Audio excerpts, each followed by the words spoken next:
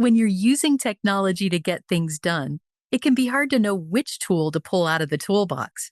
In this episode, Steve Kelly and Eric Bachlich join us to share tips on choosing the right tool for the task. I'm Ricky Enger, and this is Hadley Presents. Welcome to the show.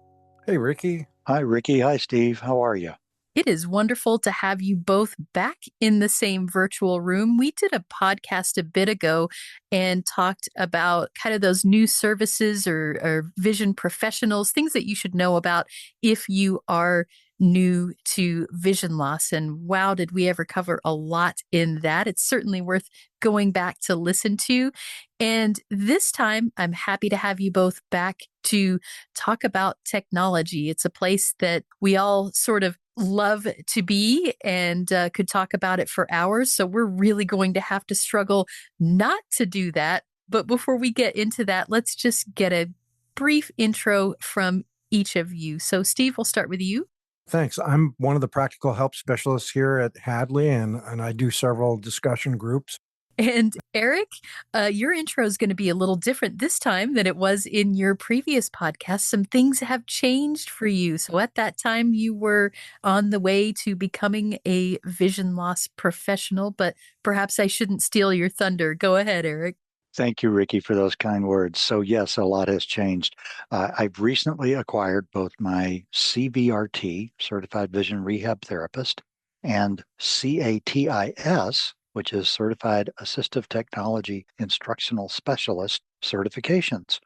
I now work here at Second Sense, which is a vision rehab agency here in Metro Chicago. And I get to spend my day helping people learn how to use the technology that helps them thrive in their normal daily lives.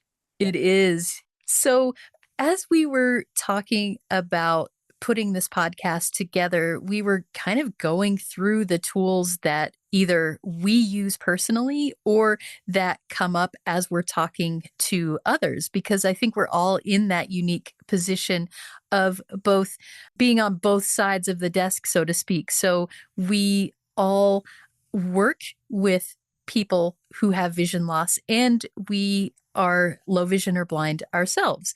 And so we wanted to go through a lot of these tools that we either use ourselves or tell people about, often both, and figure out which one to use at any given time. But I think what helps to get that conversation started is to actually give a brief description of what each of these tools actually is. So now we get to practice our elevator pitch and see just how concise and accurate we can be as we describe each of these things. So Steve, you get to start us off.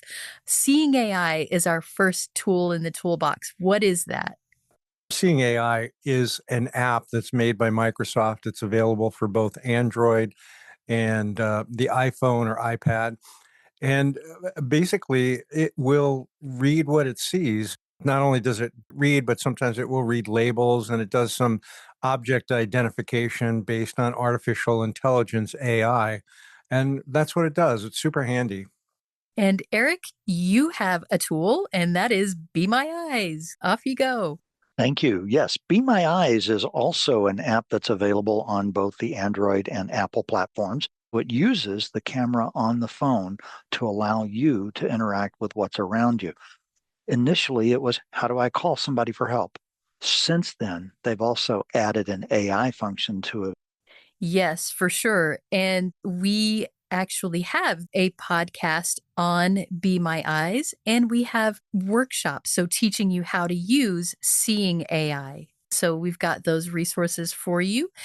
And next up is my tool to talk about. That is Aira. So Aira is also an option that can use your camera, and it works a little similarly to Be My Eyes in that you are borrowing someone's eyes, but the difference is that these are trained professionals as opposed to volunteers who might be answering your call on a lunch break. So these trained professionals are able to assist you in perhaps navigation or anything that you can think of It also does have an AI component to describe images that you send to it. The human portion of Ira is a paid version, and the AI version is free. All right. And our next tool is Meta glasses. And my goodness, do we ever get a lot of calls about this? And Steve, I'm going to throw this to you first because you fairly recently gotten a pair of these. And so you get to speak from the newbie perspective. What are these and what do they do? Yeah, essentially, they're Ray-Ban glasses, and you can have your prescription lenses put in, or in my case, it's a nice pair of sunglasses, and they have a camera on the right-hand side of it. They've got some great speakers inside of it. They were designed by Meta or Facebook for users to take pictures of what is going on around them to put on Facebook and, to listen to various things. They weren't really designed for folks with a vision loss, although we, of course, discovered them and said, hey, the artificial intelligence on these can do things like describe a scene in front of us. So they can be really handy in that regard. And in terms of price, they're far less expensive than some of the other smart glasses that we've used. Right. And in addition to those features, I appreciate the fact that they are open ear. So you can listen to whatever it is that you're listening to, whether it is navigation instructions or just music as you're strolling along, you can still hear what's going on in your environment. I also appreciate that you can access both Be My Eyes and Ira from these glasses. So it gives you a hands-free option to take advantage of those services as well. Eric, is there anything that we didn't cover about Meta glasses? I know you're fairly new to that as well, but maybe you've had a client or two mention something they really appreciate about them. I think you hit on it when you said hands-free. The other three tools we talked about are ones that are primarily done through a cell phone. And the fact that you can take the Meta glasses and utilize either Be My Eyes or Ira through the lens, if you will, that's in the camera of the glasses instead of having to hold your phone, that sort of hands-free activity really helps. So if you're trying to examine something, you don't have to both hold the phone and hold whatever it is you're trying to examine all at the same time. So it almost acts like, if you will, a multiplier effect for the Be My Eyes and the Ira apps. Before we go into specific things, I'm wondering if there's like a general rule of thumb that you tell people. And believe me, I'm listening carefully because I want to know this. How do people think in general about which tool to choose? Are there criteria that you can mention that might help in that decision making process? So I think one of the key things is that it's user dependent. So each person's vision loss is their own, and how they need supports and assistance is different from the next person. And that's not just a function of do they still have residual vision or not, but all sorts of varieties in that, right? So what I recommend to my clients is that they use each of these in different environments so that they can see how well they work for them and then use that experience of their own to help define which tool they're going to use in what scenario. Because sometimes people find one interface easier to work than the other one, or they may find that their day-to-day usage needs require something different from the other one. So I have them explore each of these when they can and make a decision from there. I really like how you put that because we all have these wonderful conversations with those of you listening, and it tends to go something like, what is the best? And then followed by whatever question it is. And when the question comes up that way, it implies that there is one right answer. And there really isn't. There's one right answer for you. And so that's why I think it's helpful to explore this, both figuring out what these tools are and then doing exactly what Eric said, trying them in your own environment and seeing what you prefer. So now we are at the point where I've just put together a list of things that we all do every day. And I want to talk about where these tools might fit with each of those scenarios. So here is one of my least favorite jobs, sorting the mail. And just a brief tip from each of you. Which tool might you use for this and kind of give why you chose that? My go-to is a 5X Bausch& and Lomb slide magnifier that's about the size of a silver dollar. I do not leave the house without it, or even it's always with me because I use it for everything.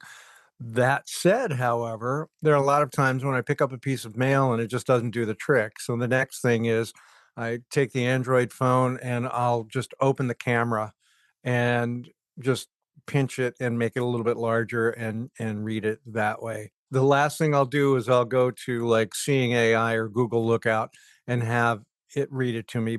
Eric, what about you? I really like being able to use the Seeing AI read function. So it would just read any kind of print that was in a short, concise form. And that is my answer as well. As someone who has no residual vision, I'm going to reach for Seeing AI every time because it does exactly what I want it to do, which is read the text precisely as it appears on that envelope. Now, if I'm in a hurry, I might say to the Meta glasses, hey, Meta, read what's in front of me. And it will give a summary as opposed to reading that precise bit of text. And the same thing is true for Be My Eyes. So Seeing AI wins this one for me. The thing that I would throw out there, though, is it will also read script. So I know this is spring as opposed to the holiday season, but if it's holiday season and people are getting in holiday cards, as an example, or things of that nature that have handwritten or hand addressed, if the writing's neat enough, it can actually be identified by Seeing AI. And even if it's not, my mom has notoriously bad handwriting and Seeing AI still gets it. So, Okay. our next little scenario is reading an important document. So maybe I have to sign to get that as publisher's clearinghouse or whatever other scam, or it could be something legitimately important. What are we going to use to read that important document? Does your answer change from just sorting the mail? Well, I will start off by saying that I think Seeing AI is actually the tool to do that because it's got an OCR, optical character recognition component that's built right into it. And it will also help guide you to the point of you hold the camera or the phone over the document, and it'll guide you how far up you need to go in order to get all four corners in the picture and which way you might need to shift your hands. And then once you've got the full document, it's right there for you to be able to read it. And that includes multiple pages too. And you can save it as well, which is really nice. Exactly. So it guides you through the process and it facilitates you being able to get the entire thing in very good precision because if it can only see the left half of the page, it's only going to read the left half of the page. So it wants to guide you to where you get all four corners first. That's right.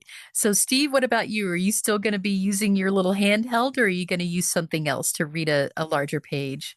So what I'll do is I'll pull out the Bausch& and Lomb, I'll look at it, first word, second word, then I'll move over to different lighting and try to get the third word. And then finally, I'll do exactly what Eric suggests. I will pull out the Seeing AI, but I got to go through the other steps first just to prove to myself that I really can't read this. And that's going to be a very relatable statement to many, many people, I think. Okay, so how about you dropped something? Now, there are techniques that you can use. And in fact, we have a workshop on how to find things that you've dropped. But let's say you've tried those things, you've kind of gotten down on the floor right in place and you're using that grid pattern to find what it is and it bounced somewhere. What tool are you going to use? And I guess I should say, what tech tool are you going to use to find that thing? I do use the grid pattern, and I think at this point I'm accustomed to it. So I'll systematically look in place. The reality is, if it gets to the point, I will ask a human being. That said, however, I have used on occasion Be My Eyes and found that that was super helpful. And I'll probably use it a little bit more in the future, just because it's really good at that, having somebody look through the camera and just give you some cardinal directions.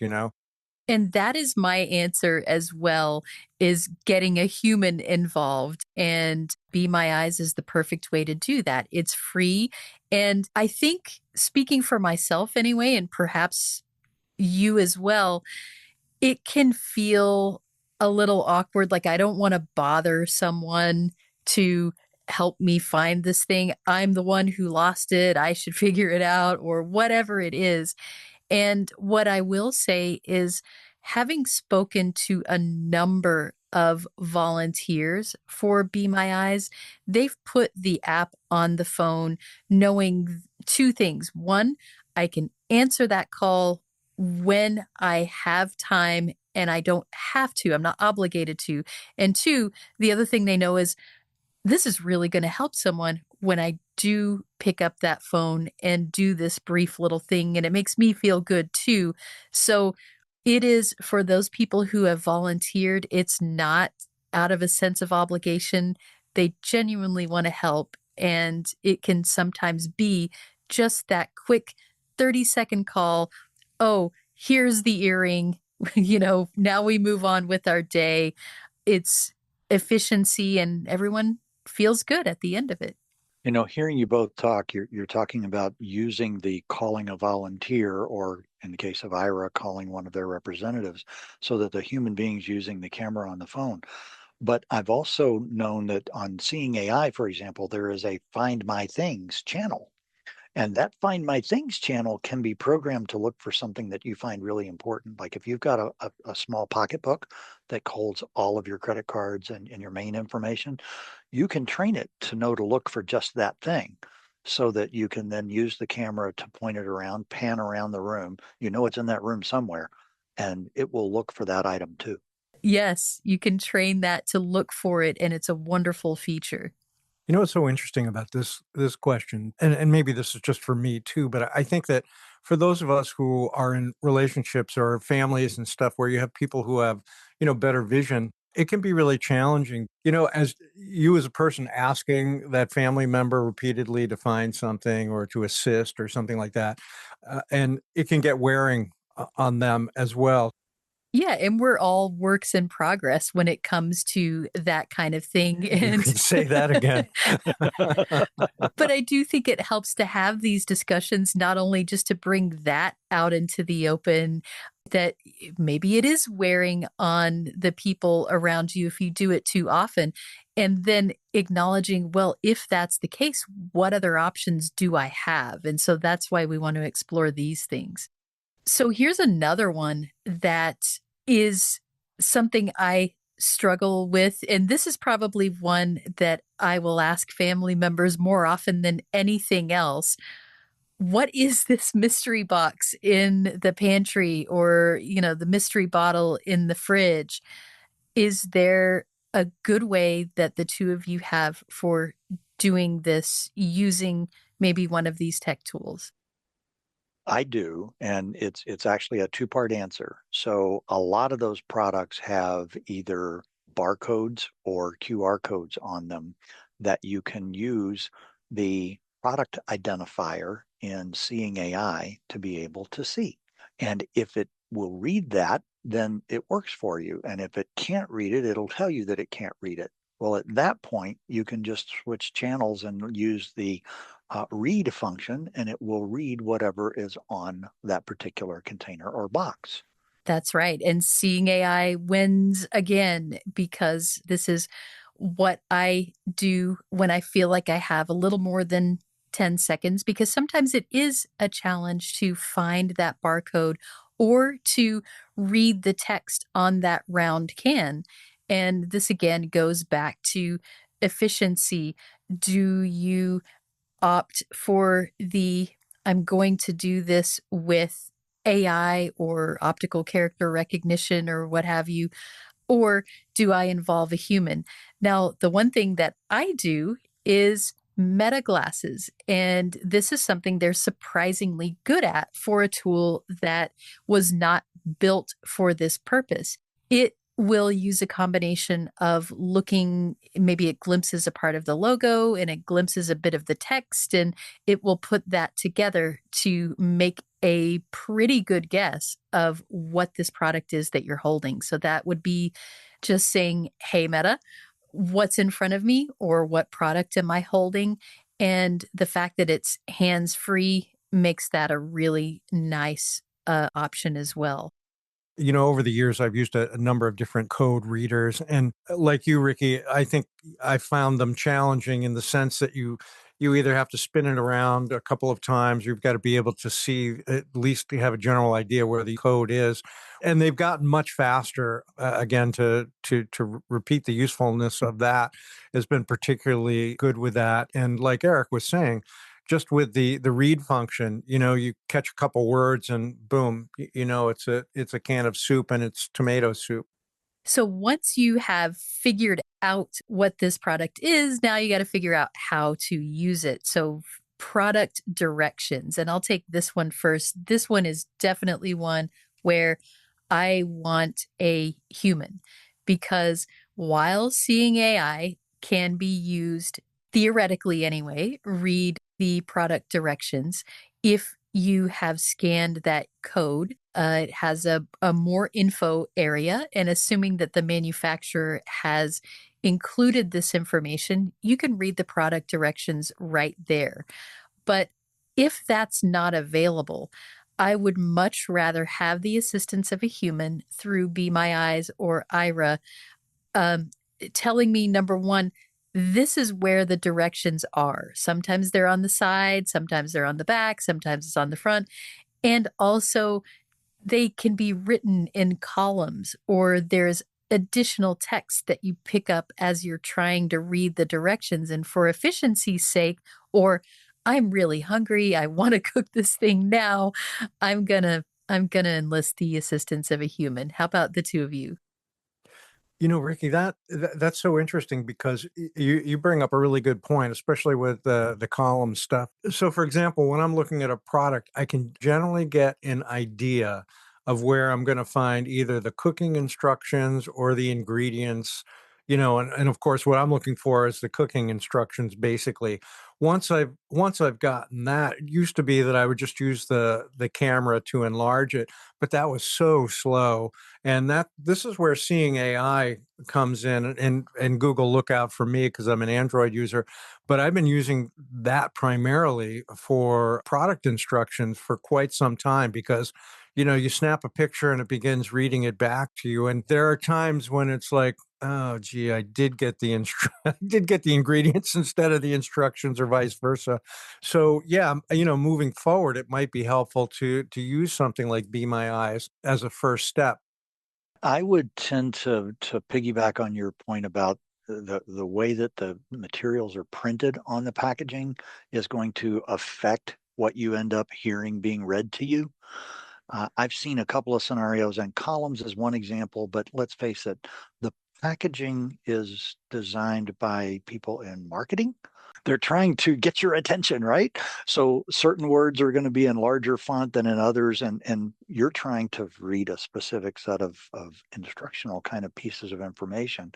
And a lot of times these days, those instructions will also include, I don't know if this is the right term, pictographs, where they try to convey as much information through a little stencil type of picture.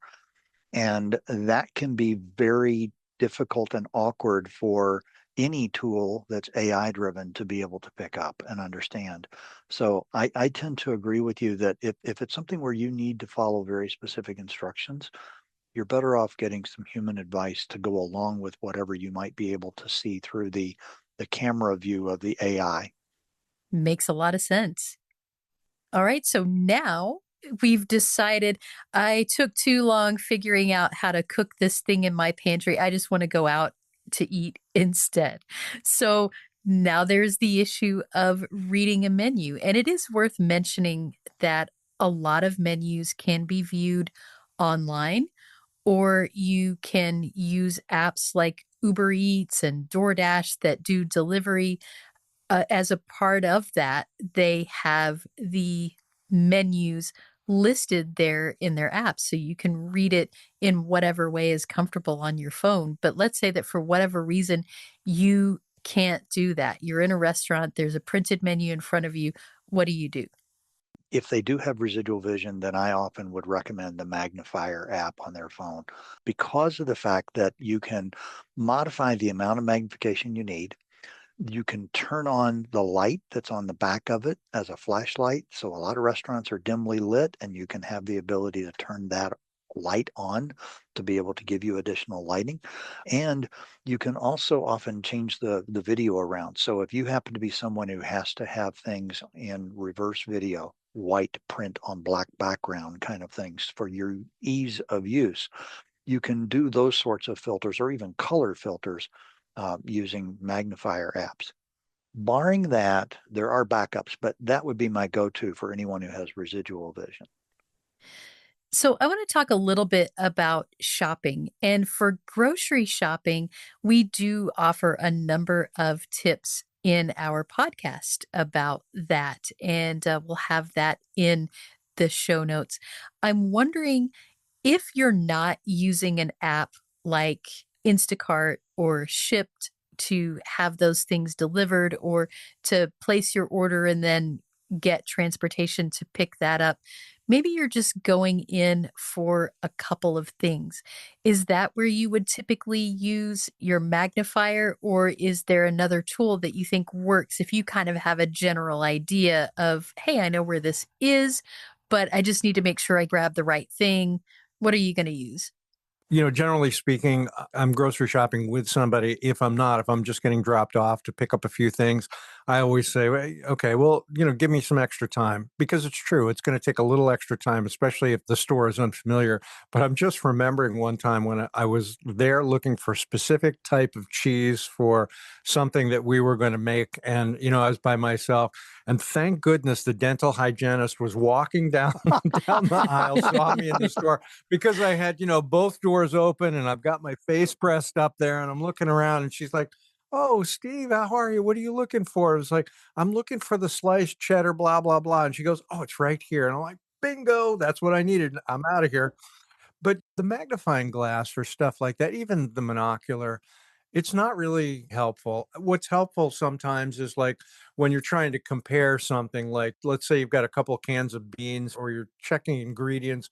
Yeah, then seeing AI is particularly good. But if the store is unfamiliar, there will be a point when I'll just need to go up to customer service and probably get, sighted assistance if I'm not going with a friend or something like that, just to get me pointed in the right direction. But I think that can be a really tricky sort of environment without having like, one of the store assistants help out. So I have a question for you, Steve. When you're doing that and you're using the Seeing AI app as an example, my concern is that it reads everything and everything that's in view of the camera. So trying to isolate it on one particular can or one particular box or something along that line, it also picks up on all the other writing that's around it. Has that gotten in your way when you try to do this? And if so, is there a tool among these that you would prefer to use to get around that? There's probably a better way, particularly in that situation, because you're right. You get an awful lot of extraneous stuff. I mean, you could use the read function, but again, it's going to be really hit or miss, just the way that works. But it brings up another thing that, as folks with a vision impairment, like it or not, I think we have developed patience while gritting our teeth. That sometimes these things take a little bit longer, and it does. You just kind of have to quietly wait, and it's like, come on, come on, come on, I need to go. But that's the technology. And like I said, there are probably folks who are a little bit more experienced. I've had 25 years to adjust to it, right? So you would think I'd be better at some of these things than I am, but that's my excuse. It's like, it's a work in progress. There's probably a better way to do it, and I'll meet somebody who tips me off on that. But for now, it's a little bit of a patience thing. And Ricky, how about the meta glasses? Do those help you to isolate on something in particular versus other extraneous writing that's around it? So here's how the meta glasses help me. And this is what I would use in a scenario like this. I would never go shopping for, say, a full grocery haul, just walking around the store and doing all of that because it isn't going to be an efficient use of my time. I'll be able to do that better with an app. But if I'm going to pick up a couple of things, I am going to use my meta glasses, and it will either be grabbing that product off the shelf, kind of turning away a little bit and looking down the aisle, but having it in front of me and saying, hey, Meta, what is this? Or what am I holding? Or I'm going to take advantage of that hands-free opportunity and again contact Aira or Be My Eyes. And for a grocery store trip, I'm probably going to use Aira. And the reason is that these are trained agents who are accustomed to giving very specific navigation directions or being able to assist in directing where the camera should point in order for them to get that right glimpse of the product. Whereas a volunteer may have the best of intentions, but they're not accustomed to describing move the camera slightly upward, move it to the right a little. All they know is, yeah, I can't quite see it and I don't know, maybe bring it closer, that kind of thing. So for efficiency's sake, that's where the meta glasses are going to play into this for me. But you do have to be mindful that it's going to catch a lot of info. I did have a person that I was chatting with, and he chose his cereal by standing in front of the aisle, and he asked Meta, tell me from left to right what the cereal boxes are on the shelf at my eye level. And with that very specific prompting, he got exactly what he was after. Just out of curiosity, do you find that would you choose Ira or Be My Eyes or something like that over just going through with a shopper's assistant?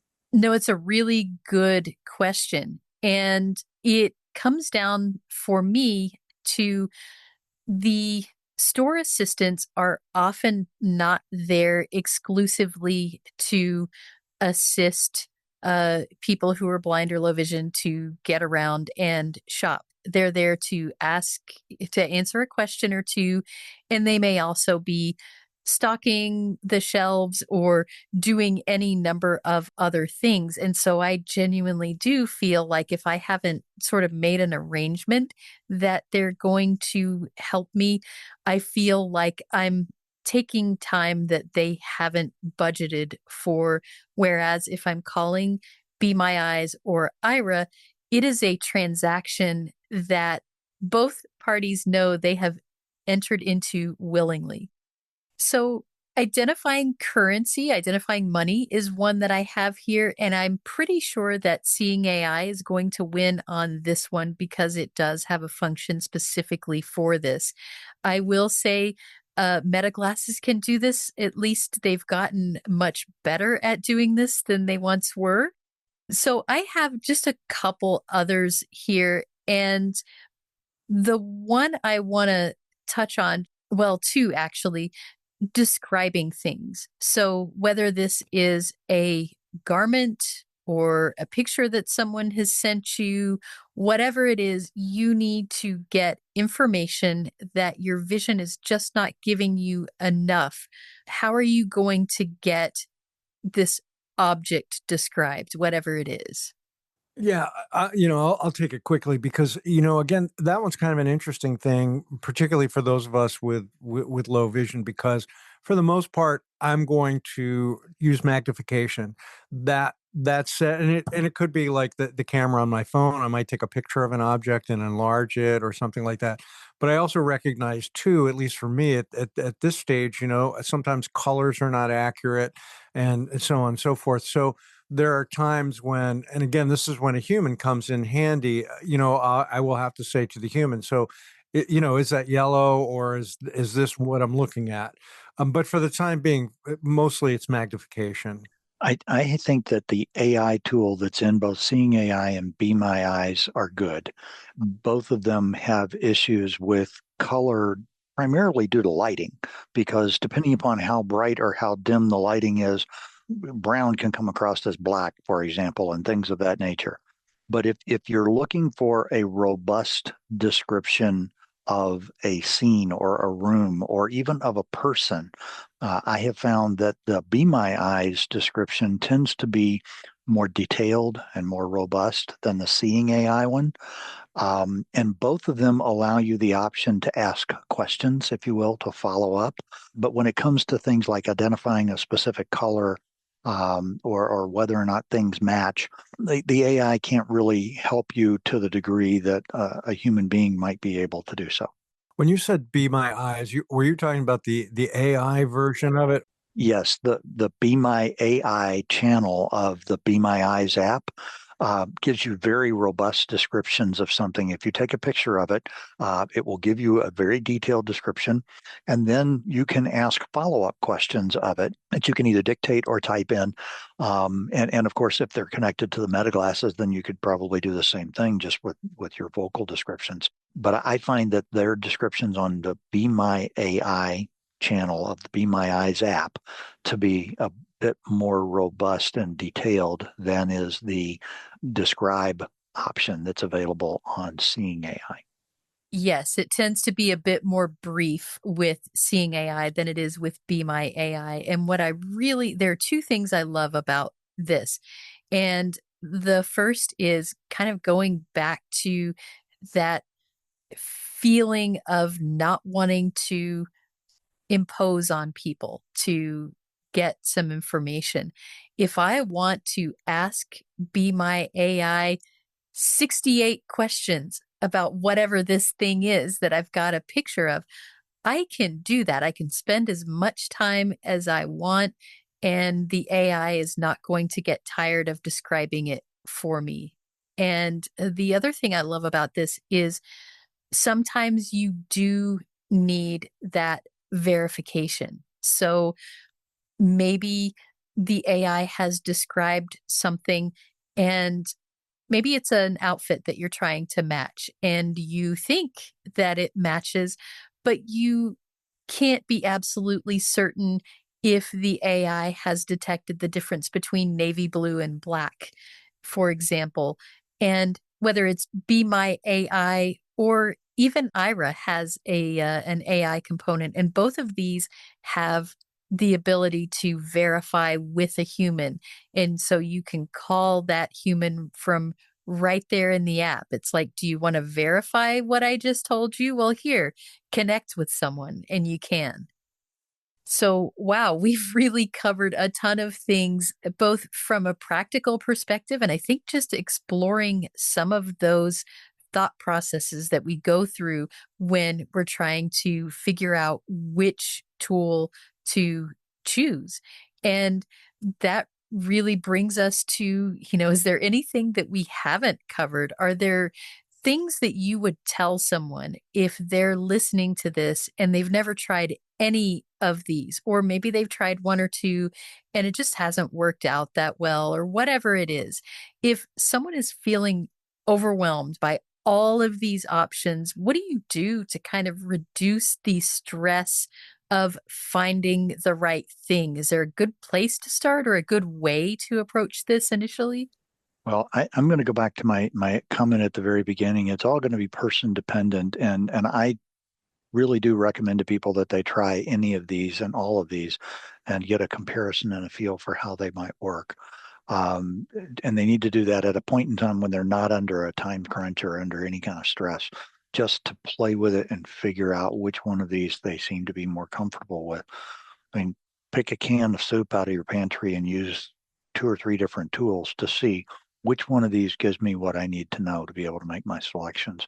And then in the future, you know which one you can be more comfortable with. That's a really good point to do this when you're not under a time crunch. If you go into it feeling pressure already, the likelihood that things are going to go downhill is pretty high, right? So, just have that moment of curiosity and, hey, I'm just playing with this. And if it doesn't work today, well, it doesn't matter. There's nothing at stake. Steve, anything to add? Yeah, I was just going to say, Eric, I think you're so right. The whole person dependent thing is really critical because there are a lot of tools out there and we're all different. So, these tools are going to work differently for different people.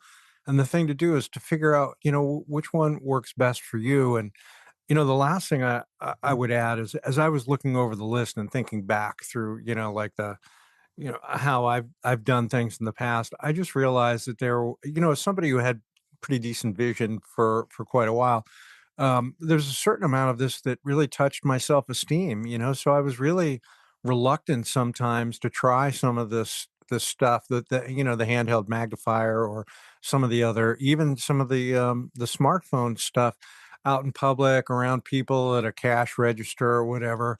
And I just realized today it's like, just like that, I'll just say, "Oh, I don't see well. Can you read that to me? Can you prompt me or, give me some guidance or something like that?" And that's so dramatically different than what it was like, say, 15 or 20 years ago. So, kind of again, what you were both saying, it's like relax, take a breath. And, we all do these things in different ways and it's okay. Just figure out your own way and don't let it steal your self-esteem. That's the other important thing. Yeah, so very important because no one wants to stand out. We don't want to Right. look different. Different, Yeah, right. and at the end of the day, it's figuring out how to do what you need to do efficiently and still be able to figuratively look at yourself in the mirror and be okay with it all. And I think the final thing I would say is that while seeing AI did come out a lot ahead in some of these things, Be My Eyes was a big winner in others, and meta glasses made their appearance, and magnifiers continue to be here. So the thing I would say to sum up is that there isn't one right magic tool that if you just use this, it kind of solves all of the practical things that you're struggling with. It's good to know about all of them so that you can pick the right one at any given point. And they continue to evolve these tools and these devices. The AI that's inherent in all of them continues to improve and to build out. So don't let one experience with it cause you to walk away and not use them again. Be a little bit adventurous and check it out again. If it didn't work well before, that doesn't mean it won't work for you again. Yeah, things are constantly changing. Great point. Well, thank you both so much. This has been such an informative discussion, and I've had a wonderful time. I hope you all have as well. If you're listening and you have questions about any or all of these tools, either where to find information about them or how to get started, or you just, want to talk some of it through, we hope that you will contact us here at Hadley, and we're happy to help. Thank you all so much for listening. Got something to say? Share your thoughts about this episode of Hadley Presents, or make suggestions for future episodes. We'd love to hear from you. Send us an email at podcast@hadleyhelps.org. That's podcast@hadleyhelps.org. Or leave us a message at 847-784-2870. Thanks for listening.